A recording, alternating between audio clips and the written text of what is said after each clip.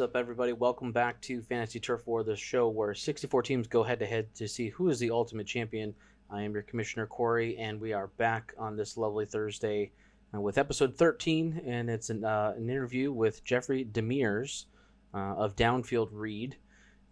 It's a great interview. We talk a lot of shop. I'll say that there's a special guest in this interview, and you will have to tune in to see who it is. And it was one of the weirdest things that came up in the interview, I think, for sure.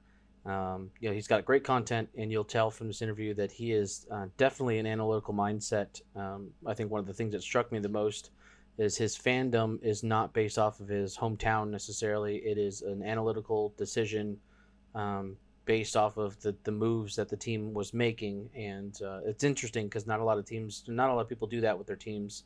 A lot of times it's jerseys or hometown kind of things. So it's an interesting discussion for sure. And this guy means business. Jeffery is he's a serious competitor, and I think as of date of recording, I have now conducted about half of the interviews for the league.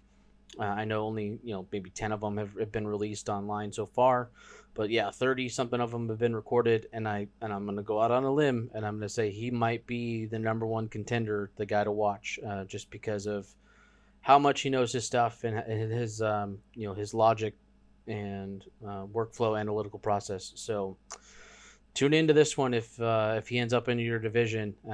Yeah, cool. All right, but before we get into that, we got a couple updates. We are going to launch our first contest when we hit 100 subscribers on YouTube. So 100 subscribers.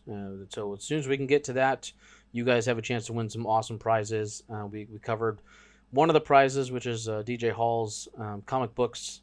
We have some of his stuff that we'll make available in the contest, and some memorabilia from Cardiacs.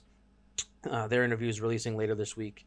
And so the only way to get those contests unlocked is to get us to 100 subscribers, and that means we need your help. So comment, subscribe, share this out to your friends, grab one friend. Sooner we get to that, sooner we get to the contest. And there's plenty of them this year that we're going to do. So we're not going to get that started until we cross that 100 threshold. So we need your help. On that note, we have our live shows every Tuesday night, 8 p.m. Eastern. This week was our best one yet. Matthew and I covered quarterbacks and all the fantasy stuff there. We also have 4 open spots on the team, on the league, and so you don't have to be business affiliated or any sort of personality. Just normal people playing fantasy football at this point. So we have 4 open spots. So if you're interested, give me a buzz. Fantasy Turf War on all the socials, or you can find me, Cory Bassett. And we'll get you situated, and we're trying to lock in those 64 teams so that we can get divisions and drafts and all that fun stuff underway. And we also need 64 teams to do that, and we are 4 people away, 4 groups, 4 companies, 4 dudes away. So help us get there. Yeah. And on that note, looking at the analytics, what's interesting is that 58% of our viewers are not subscribers. So that's quite a high number. So if you like our content, if you're intrigued by what the league is trying to do, you think this is something at least interesting and catches your eye, and you want to keep up with it and see how it goes after the first year, drop us a subscribe. It greatly helps our channel. We're trying to get the word out, and the only way we can keep the lights on is with your help. So give us a subscribe and feedback. If you got any feedback for us, we're always taking that too. So all right, Jeffery DeMers, and like I said, he's a competitor, might be the number one competitor, so enjoy the interview. Good afternoon, Jeffery. How are you doing today? I'm doing great. Great to be here. Thank you so much. Appreciate this. It's really fun, really exciting. And the funny thing is that I saw the posting for this probably about 2 or 3 weeks before I had actually applied to get in. And I thought, no, I don't have time for that. And my job was going crazy. And then all of a sudden it was like, you know what? I can't bypass this. And there was a post you guys put out, we just got 20 more people and there's so few left. And I was like, okay, now I have to. Right. So, yeah. So I'm really excited. I'm glad that I jumped in. Yeah, glad to have you, and welcome to the league. Welcome to Fantasy Turf War. So, it's been interesting. Similar stories I've been hearing kind of across the board of, should I do this? Should I not? And I'm always a firm believer in making the world tell you no. And so always try, and then make someone tell you no. So glad you took the risk. And I think we looked at the application and it was like an immediate acceptance kind of thing. It was like, yep, this guy's perfect. He's going to fit right in. And so we had you right on board. So glad to have you. And I think you are still to date the only Minnesotan. How do you say that? Minnesotan, yeah. All right. Minnesotan, you got it. Go. So I think you're the only one from Minnesota in the league, and you're representing a state. No pressure. Just kind of. Oh, not at, well, considering the fact that it's Minnesota and the football background in Minnesota, I don't think I can disappoint that much, considering the history. So fair enough. Yeah. All right. So we wanted to take time today to get to learn you a little bit more and what you're doing over at Downfield Read, and kind of where you got your start, what your motivations were, and what you're working on now, and kind of give us the backstory. Where does that come from? Yeah, well, I tell you what, I've always been big into football. For whatever reason, it was just something where I don't even know how old I was at the time, 7, 8 years old. Whenever you can get into fantasy football, or not fantasy, flag football. My mom had gotten me into that, and I thought, I still remember it. The jerseys were black. We were the black team. Jerseys were black. The helmets were black. Everything was black. Nice. Didn't win a game. I remember that, but it just kind of stuck with me. So all throughout my life, and everybody's probably got the same kind of story. Played high school football. Tried to play college ball. That didn't work out. Went to school for sports management. Graduated with a degree in sports management. Always just really felt some kind of a weird connection to football. Okay. And it's always been a hobby. I've always watched, whether my teams were in it or not. And really this became more of a hobby than anything else. At first, when I started Downfield Reading, it's only been, it started off, and it still is, for the most part. Hopefully this month I've got some plans to start doing a podcast and start putting some videos out. But about a year ago, I just started to write. I just started to write different stuff. And, you can listen to the Colin Cowards and the radio sports talking heads, and they've all got the same kind of thing. They're all very analytical, and they all seem to be on the same side. And after a while, it's just like, come on, like somebody give me some kind of a different personality, or somebody give me something that's going to kind of, bend the barrier a little bit. Tell me what you're thinking, really thinking, because otherwise it's like, it seems like all corporate talking heads. And so that's kind of what I did it. And if you go in and read any of my articles that I've written, there's some humor in there. It's a little, I won't say racy, but it's a little bit more in your face, which is kind of the tagline for Downfield Read. It's straight up in your face. I don't care if you don't like it. If I think somebody is a bust, I'm going to tell you I think they're a bust. I'm going to give you my reasons for it. It's going to be factual. It's not just going to be, hey, I'm a Ravens fan and that Steelers guy, he's terrible. I hate that guy. He can't catch. There's going to be factual stuff behind it. So realistically, it started off like that. I was kind of bored on the side, looking for a different hobby, and just started to write. And it just kind of came out. I think my first article that I wrote was about the strength of schedule. And does it really matter? Is the strength of schedule really matter? If it comes out and says, oh man, the Ravens this year, they've got one of the hardest schedules. Does that really matter? And then kind of going back and looking at it and go, okay, well, this team had one of the easiest schedules.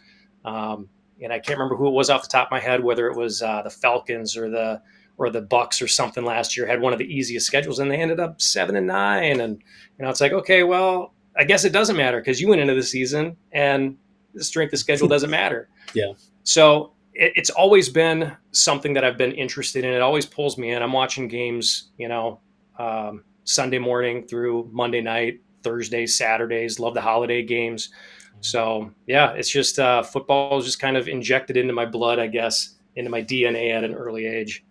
Okay, very cool. And we share the same sentiment there in that, I looked at when we had started this out and we're like, hey, like, should we start our own show? Should we just find someone that's doing it already? And it was the same kind of opinion of everybody on the major networks and all that stuff. It's like, it's the same talking points over and over again. And it's probably some prior athlete. It's like, yeah, but what about the rest of us? Like, we don't know all that stuff. And like, what's your opinion? Like just the average guy at home. It's like, well, let's do that.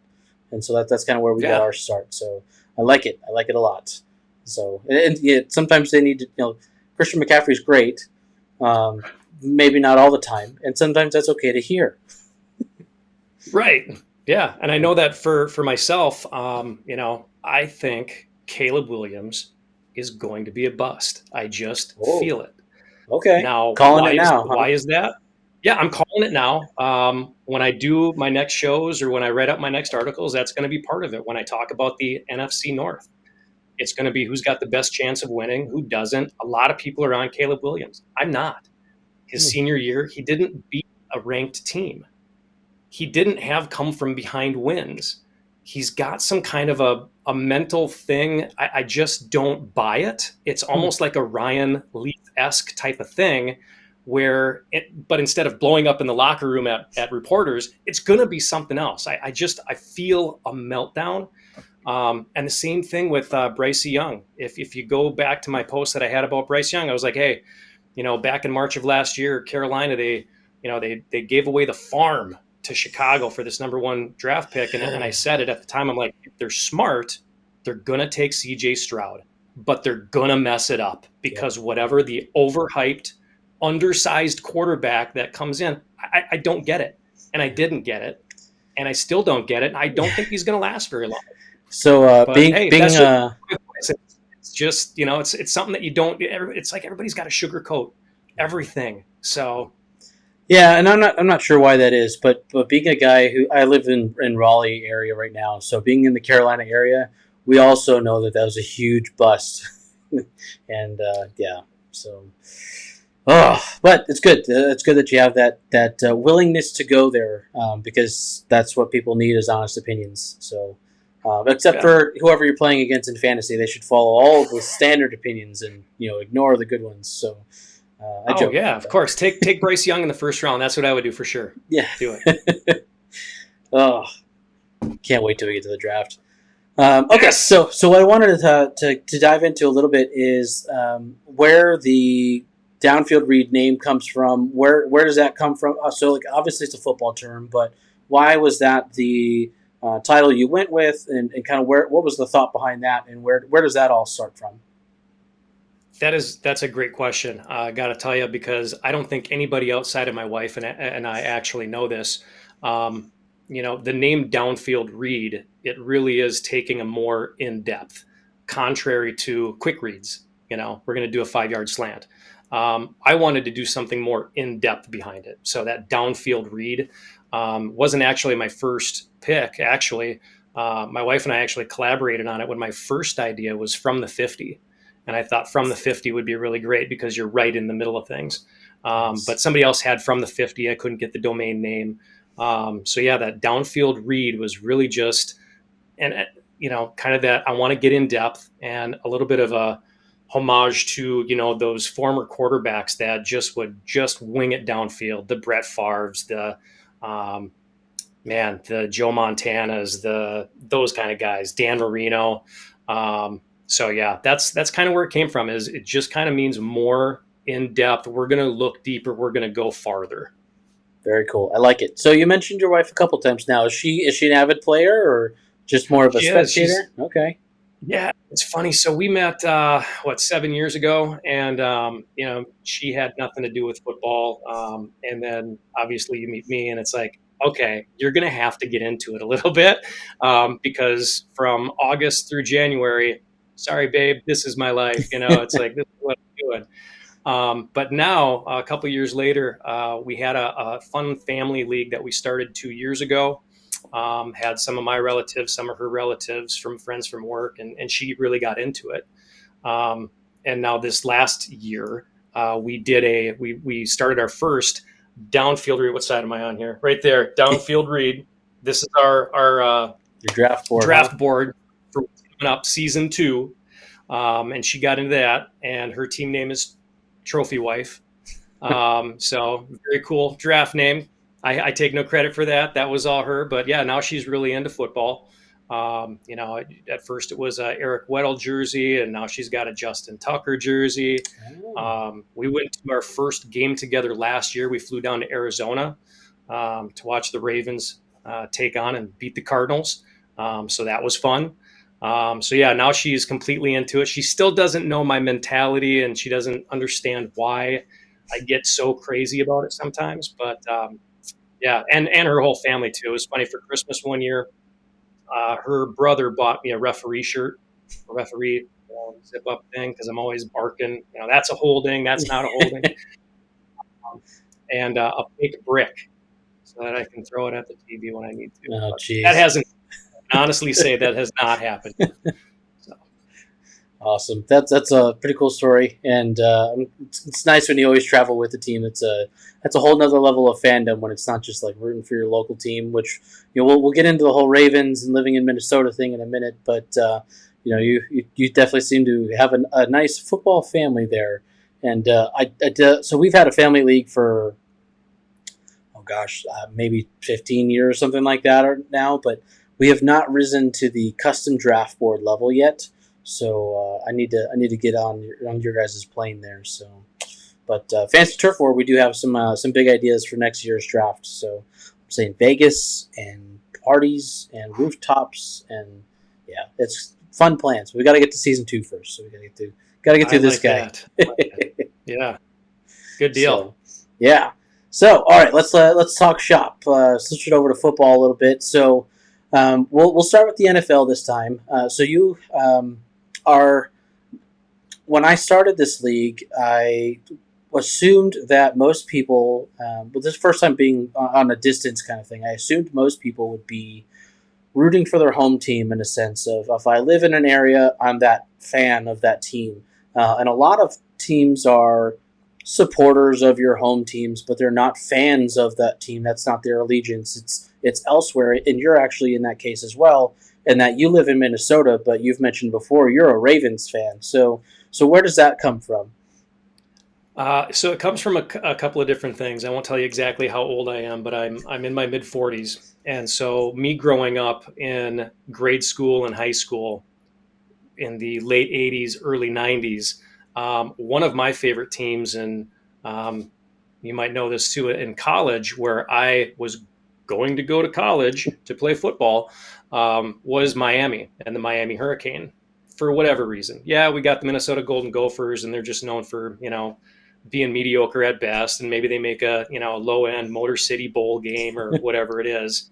But I wanted to play with the big guys who were winning championships, and one of those guys was Ray Lewis. So loved watching him play. Was going to go play down there, and then in '96, quick math, I graduated high school in '96. That is when the Baltimore Ravens franchise came about. That was their first season. And lo and behold, you've got the Baltimore Ravens. Cool. I dug on the colors a lot. The purple, the black, the gold. It was a little bit more intense than what the Vikings were at with their purple and gold. Yeah. So, yeah, I looked at them and I was like, I suppose I could cheer for an AFC team and an NFC team. Yeah. Right. And that was the first time that I kind of went that route. But yeah, sure enough. And then they drafted Ray Lewis, and I was like, wow, okay, that's good. That's good. And then in, I guess, disappointing or highly disappointing, like the pinnacle of disappointment in football in Minnesota, 1998, the 15-1 season, we're going to Miami, we're going to win the Super Bowl. And then sure enough, they lose to Atlanta in the NFC Championship game.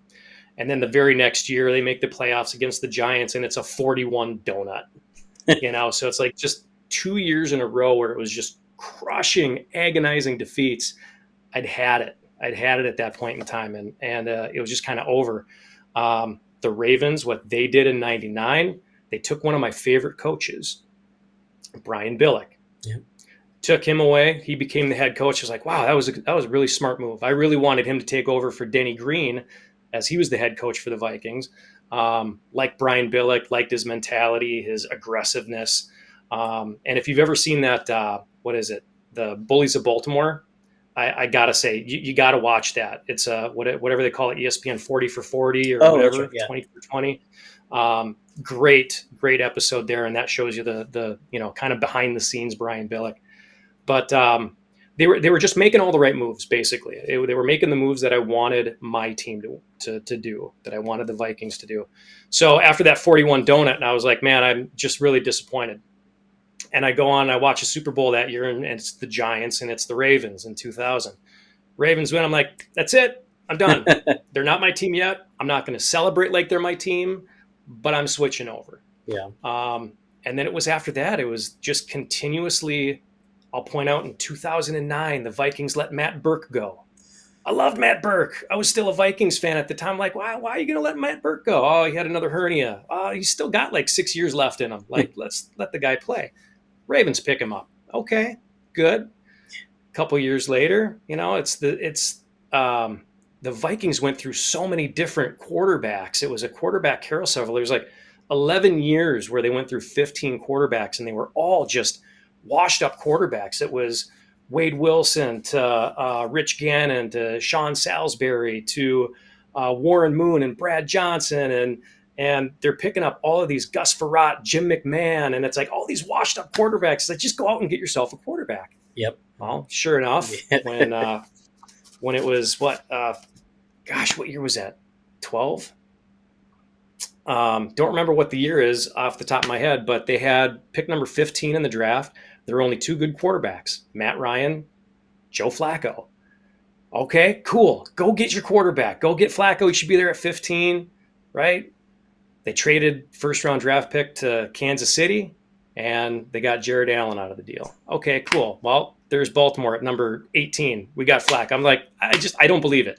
Everything that I wanted to see my team, the Vikings, do, it was amazing how the Ravens just, there's like a mental connection there somehow that they just did. They would run the organization how I want it to be run. So that's kind of where that last trigger was. And I still got friends back in college where they're just like, hey, you're going to come back. You're going to come back. We know you're a Minnesota Vikings fan. I'm like, dude, it's been 25 years. I'm not coming back. It took me all of 13 years of cheering for the Ravens to find out what it felt like to have my team win a Super Bowl, and you guys are still aching for one. So that's the heartbreak of being a Minnesota football fan. Yeah, my teams have not tasted the victory of a Super Bowl. We went. I'm a Raiders fan, so we went in 2003. We lost. And then never got to see it yet since, so it's rough. But yeah, our time's coming eventually. Probably not this year, but it's coming. And you bring that Super Bowl up, and that was Rich Gannon versus Brad Johnson, two former Viking quarterbacks too. That's how the salt on the wound is just created in Minnesota. So it's interesting too, because I think your take on your fandom is actually pretty different from what I've seen so far in the league, in that it's usually the home team kind of thing, or maybe they moved from an area where they were the home team. So I used to live in Detroit or something like that, and then I was a Lions fan, and now I moved, but I'm still a Lions fan. But you took a very analytical approach to what you were doing with your fandom, and then ultimately just kind of went with, like, these guys are making the moves that I want them to make as a team. And it's a very interesting approach. I was kind of born into the Raiders thing. So it's definitely an interesting take, and I think having that analytical background probably will do you wonders in fantasy football, and that's right. probably a good segue. So you mentioned you are not a spring chicken, and that you have several years of fantasy football experience. I believe 25 seasons. Is that right? That's the first one that I can remember, because in the spring, summer of '99 is when I actually transferred schools from Winona State University to Minnesota State University in Mankato. And most of my friends were in Winona. And, I got to say maybe our first year was 97, 98, somewhere around there. But I remember 99 because one of my buddies called me up June-ish, July maybe of that summer. And we're talking fantasy football. And he says, hey, how do you think Fred Lane is going to do this year?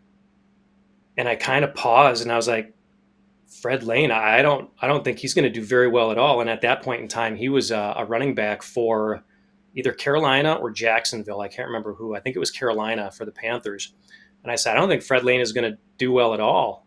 And he goes, well, why do you think that? Why do you think that? And I said, well, because he died in a car accident a couple weeks ago. So you should probably keep up on what's happening. Yeah. I know that's a little bit morbid, but that's the first. When you think about, hey, how long have you been in fantasy football? I know it was at least 99 because I do remember that happening. So, yeah, at least 25 years. So it's awesome. You've got that much experience, and there's a reason in the registration packets. We only ask how many years of experience you have, because we know the statistical data over those years is probably not kind to any of us. Because the real question is, in those years, how many championships have you walked away with?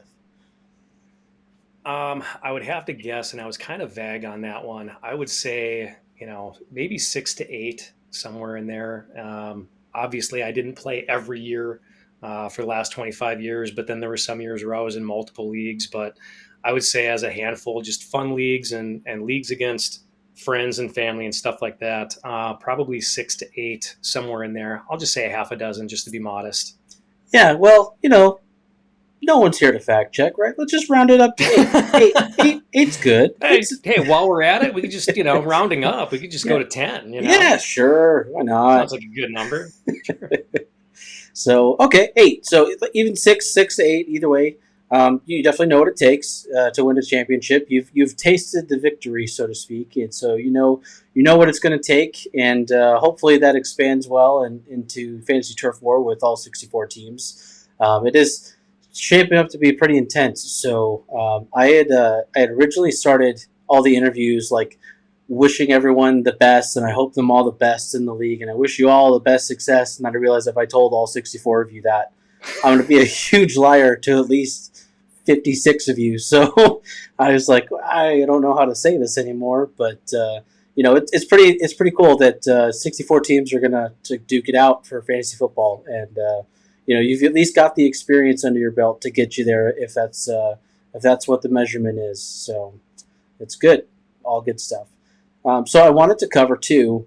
You've named your team. I'm sorry. What did you decide to name your team this year? The Downfield Reapers. Okay, and where does the? And at first, yeah, I knew you were going to ask that. At first, I'm thinking, okay, Downfield Reed, right? I don't know why, but my first thought was, what kind of animal could I put in there? What animal starts with an R? I could do the Downfield Reed Rhinos, or what animal starts with a D? And I thought, oh gosh, Downfield Dingoes, and we'll just shorten it. We'll take out the Reed completely. But then as I thought about the name, Downfield Reed, and what that meant, it really came down to 2 different names. And the first one was Downfield Reed Bombers, or the Downfield Bombers. Okay. And so I narrowed it down to that. And then the Downfield Reapers, just because it's almost like Reed or Readers, which is the only thing that I've got right now. I don't have any kind of viewership on anywhere, so I got Readers. So how about the Downfield Reapers? And then, again, on maybe more of a vicious or a more sportsmanlike, hopefully, atmosphere. I'll be taking out each team that I play one by one, and that's just kind of how it came about. So went with the Downfield Reapers. Cool. I like it. It works with the brand. It works with the strategy and how you're going to play. And look, shit talking's all right. It's already started, so might as well join everyone else. So yeah, you're going to kill all the other teams. Metaphorically, that's kind of the goal, right? Metaphorically, and only in fantasy football. For all the YouTube people watching, it's a joke. Just kidding. But it's good stuff. I like it, and I think you've got what it takes, and you definitely have the background of the analytics, and you kind of working through those thought processes of why you pick certain players and why you pick certain teams, and I think you're going to be just fine. So you'll be one to watch, that's for sure. And honestly, I think it'll be fun. It really will. I've never done a 16-person league before. I think the idea of 64 teams as a total, you got to be, top 2 out of 16. Whereas a normal league is, okay, well, maybe you only have to be top 4 of 12 to make the playoffs. Well, shoot, you got a 33% chance of making it to the playoffs at least then. 2 out of 16, that's going to be a little bit tougher. So, yeah, it's going to be definitely a week by week where I can't imagine you're going to be able to lose too much. And still stay within that top 2. It'll be interesting, especially with the social aspect of this, where there's going to be like published weekly rankings of all the teams. There's usually some initial fluctuation, but then it starts to settle in, like week 5, maybe 6, and you start to see just slowly people start chipping away at the possibility of playoffs. And with fantasy football, it's always interesting because as much as you want to win, you don't want to lose, and especially in fantasy turf war, you do not want to lose. So it's like it's going to be fun engagement to watch everyone just kind of scrambling at the last bit to not lose. That actually seems to happen more often in the leagues than not. Like the top 6 teams or so have kind of like been dominating the season in all their respective divisions, and so you're like, hey, look, like somebody in here is going to walk away with it. It could be any of you 6 kind of thing. But it's always interesting to watch, like week 13, week 14, getting into the last regular season game to figure out who's going to lose. And people at the bottom are desperately trying to figure out how to play so that they're not on the bottom of this thing. And it's always fun to watch. So yeah, it'll be good. No, that should be good. And I know in our keeper league that we've got going on, my nephew-in-law, he took last place last year, so he didn't know that there was a punishment involved with it. What was the punishment? Is it YouTube friendly? Are you able to share? Oh yeah, absolutely. So for Christmas, I gave him his punishment. It's a pink shirt that has a rainbow and a unicorn, and it says "Fantasy Football Loser," and he's got to wear that to the next draft. So nice. It's nothing, serious like a tattoo or eating at McDonald's for 24 hours or something like that. But he's got to wear that and embrace it. He's the loser of everyone. So. Yeah. Nice. I like it. That's probably similar to what we'll end up doing. I've had to make that like official determination. I never thought I'd have to, but no tattoos. That's not going to be. I can't justify someone having to do that, and no nudity for some reason. It came up in one of the other interviews, and I was like, no, we're not going to do that. And so other than that, I think just about everything else is on the table. Our family, we've got I forget which league it even is now, but I've never lost it, won it. I've never came in last to have to deal with it. But it's a golden toilet seat. And I took, so I painted it gold, and then I took like a dry chocolate bar and, you color it around, and then each team that wins it, I guess, has to sign the back of it, and then they have to display it, and then they have to display it in their house the rest of the year. And they have to hold that until someone else picks it up from them the next season. So that's always always a fun one. But I've come close. I've not lost, like flat out lost a league. Normally I'm at least somewhere in the middle. But luckily I could pretty much say I'm the greatest in the world because I don't have to play this year in Fantasy Turf War, so I don't have to defend anything. So there you go, break it up, man. So no, it's all good, and I've got six rings on the shelf, and I've been playing about 16 years. But this is my enjoyment, and I don't have to risk the weekly headaches of making trades and all that stuff for this league. I still have all the other leagues to worry about, but good times. All right, so let's kick it into overtime. So overtime on Fantasy Turf War, we have 3 questions. Every team gets the same 3 questions. There's no preparation unless you watch some of the interviews that have come out already. No study guides, no math for you at home, no math involved. All right, question number 1. Do you believe in aliens? I think life would be more interesting if I did. But no, unfortunately, I don't. I don't believe in Bigfoot, the Loch Ness Monster, aliens, crop circles are made by people. I think that's kind of been proven. So, I don't know. Aliens, that's a tough one to swallow. I think if there was a higher power of life out there, I can't imagine why they would come to Earth anyway. So, no, I don't think that's one for us. They'd come here for the football. That's why the football. And the food. Sure, for the football. Yeah, I mean, unless they want to see real football, and then they would watch the U.S. team get their butts kicked by Australia or something. Something weird, something terrible, something bad like that. Soon. I don't know. Yeah, might have been too soon. Sorry about that. That's okay. So it is funny though because we put out the feelers on all the socials, and we didn't know really how to best advertise like. How do you convey a message of a 64-team fantasy football for essentially small businesses? Like, how do you get that message across to somebody? And so we put the thing out on LinkedIn, and the amount of people that applied that thought this was soccer. And it's like, I'm just going to like level the playing field because I noticed your background is soccer oriented. I'm like, this is American football. And they're like, oh, thanks, never mind. It's like, okay, sorry. So, but yeah, it's hopefully the national team turns it around for. I think we got the Olympics coming up too, right? So Yeah. maybe something there. But we've been getting better on the male side for the last couple of years. Hopefully, we can keep it going. Maybe. Maybe. All right. Question number 2. And this can be as however you want to define the term, but what is the most unusual item in your office and what is the story behind it? Okay. So I'm still in the process of actually getting my office all put together. So my office is, not that you can tell, but I'm upstairs. My office is downstairs with all of my sports memorabilia and stuff like that. And we're in the process of actually switching some rooms around and stuff like that. So, but the most unusual thing that I do have, I'm going to move my camera or my laptop here and hopefully it doesn't move too much, is my buddy Jason. Okay. And I'm gonna, yeah, and my buddy Jason Oh, is right there. all right. So I thought maybe like it was like your drinking buddy or a guy from work or something. You just had him come over. yeah. So that's my buddy Jason. Huge Halloween freaks, obviously. And a couple of years ago, the story behind that is we had a neighbor that had moved into our cul-de-sac, a brand new neighbor.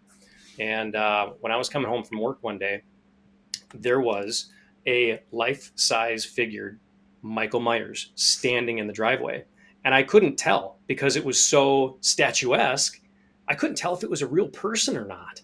Nice. And so I'm driving real slow and I'm looking at him. I'm still looking, I'm like, boy, either that guy's really good at not moving at all, or he's got a mannequin that's dressed up like Michael Myers. And that's what it was. And I thought, you know what? I got to do that. I gotta crank it up a couple of notches and we're going to, do up a Jason and a leather face and a Jeepers Creepers or something like that. So, yeah, that's what we did. And yeah, so he's in here with me for now. Okay. Is he hanging out in the house like all year round, or like does he get put in the attic eventually, or like how does that work? Like, it was fun at first to move him around because it was so unexpected, but now I think I've worn that out a little bit. So he's usually in the shed. okay. So yeah, but we were cleaning stuff out of there. I was getting all my sports memorabilia stuff out, and he had to come out, and I brought him in. I thought, what the hell, we'll just bring him in. So Nice. Yeah, I think if I tried to do that in my house, I'd probably quickly find myself out of the house. My wife is not fun with the scary stuff. So, yeah, that's cool though. That's I could have so much fun with that in my house, but I would immediately regret it. So I choose not to. Although I should. yeah, I have ideas. Nope. It's that whole good shoulder, bad shoulder thing of like, do it, don't do it. No, I can't do it. So, oh yeah, I had that same thing, putting him outside the bedroom window, just waiting for my wife to pull up the blinds and scare the hell out of her. And yeah, nice. that was fun one time. Surprised he survived. Like you'd think that like she'd just take it to town and just showed who's boss. So it's a little surprising that Jason survived the onslaught, so to speak. But all right, so let's. Yeah, she took it out on me instead. All right, let's go with the last question here. And again, you can take this as sentimental, as comical, however you want to. But imagine you have the entire world's attention for the next 30 seconds. What is your message to the world in that 30 seconds? And ready, go. Well, I'm sure it's got to be something about world peace or, feed the starving people, something like that. I've actually got something that's a little bit more simplistic, and I was reminded of it the other day from my daughter. But in Minnesota, obviously, we have a lot of lakes. And come springtime, when it gets warmed up, we've got a lot of turtles crossing the road. So it's been my mission. I'm like the patron saint of saving turtles. If there's a turtle on the road, I'm stopping the car. I'm getting that turtle. I'm getting him across the road, because there's people out there, unfortunately, that are just cruel SOBs, and they like to look at them as targets. Like, oh, I'm going to hit this slow moving turtle. Like you're some kind of a psychotic, you're a psycho. Yeah. So I stop every time. Even for snapper turtles, except for the huge ones. We get big dinosaur looking freaking, snapping turtles up here. I won't touch those, but every once in a while we'll get some decent sized snapping turtles. Like, oh crap, I thought you were a regular turtle. I thought you were a painter turtle. But I'll still move them out of the way. So my daughter reminded of it because she came home one day. She was really excited. She goes, "Dad, guess what I did?" I was like, "What? What'd you do?" I thought it was something really cool. And she goes, "I stopped the car because there was a turtle in the road, and I saved that turtle. I got him across the road." I was like, "That's my girl. That's great." So it's kind of been my thing. If there's a turtle in the road, anybody that knows that I stop for turtles, I'm stopping. Stop for turtles. There you go. Very cool. Yeah, we do the same. We stop for all animals. We have a habit of finding dogs and then having to find how to return them home. So we do the same thing. But yeah, it's a special kind of someone to deliberately go after the thing. So yeah, stop for turtles, please. Please stop for turtles. Especially like around us, we have there's a whole bunch of turkey vultures out here. So if you don't stop for the turtle, then the turkey vulture's in the road, and then you're gonna have to deal with that guy, and he's not afraid to stick up for his rights, and he's not leaving that road. So definitely stop for the turtle. So I like the message. Now you're looking at getting a new headlight. My sister actually got hit by a turkey vulture one time, and it smashed her windshield. I don't know what he was coming down for or something like that. And I admit I feel bad about it. I was like, "You're a liar. No, nobody's car gets hit by a turkey vulture. It just swooped down and hits you." But yeah, sure enough, her car got hit by a turkey vulture. It was so weird. I couldn't imagine. We had one in the backyard once, and I've got 2 big dogs and 1 little Chihuahua. And I was like, if that vulture comes around my yard, the Chihuahua's gone. Like, there's no way. Yeah. Like, that thing's going to rip it apart. And you just see it all the time. So, but yeah, it's a weird. Stop for the turtles. Maybe not the turkey vultures, but honk kindly at the turkey vultures. Some strongly worded emails, maybe. Whatever gets them to get out of the way. But don't hurt them. So it's a good way to wrap it up. So, Jeffrey, where can people find you? Where can people stay up to date with the latest with Downfield Read? Yeah, I tell you what, if you want to read some articles, obviously that's where I post my good longer stuff. I'm not biased just because I'm a Ravens fan. I had a couple of different things that I did last year, like which team has the best quarterback room, and kind of analyzing all the quarterbacks and each team, all 3 of them. On each team. So if you're looking for something a little bit more in-depth article-wise, downfieldread.com is where you're going to find all my blogs. If it's snippets, if it's stuff like that, I usually do more on X than I do on Facebook, but I do post a few things on Facebook. Otherwise, I just literally created a YouTube page and a Spotify channel.